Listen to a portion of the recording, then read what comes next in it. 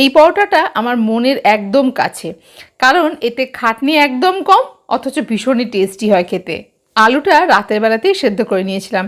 এখন এর মধ্যে দিয়ে দিলাম সামান্য নুন, জিরে গুঁড়ো, ধনে গুঁড়ো, লাল লঙ্কার গুঁড়ো, তার সঙ্গে দিয়েছি সামান্য একটু চিনি, ধনেপাতা কুচি দিয়েছি, হাফ কাপ দিয়েছি আটা আর হাফ কাপ দিয়েছি ময়দা, 2 চামচ দিয়েছি সাদা তেল।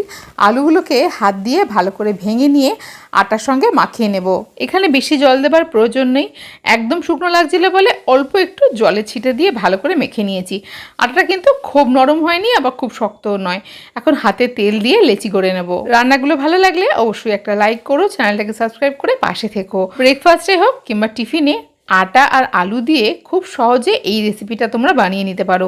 খেতে এত টেস্টি হয়, এর সঙ্গে কোনো রকম তরকারি তো লাগেই না, শুধু একটু সস দিয়ে এটা খেয়ে নেওয়া যায়। বাচ্চাদের টিফিনে এইভাবে পরোটা করে দিলে পরোটাটা অনেকক্ষণ পর্যন্ত নরম থাকে।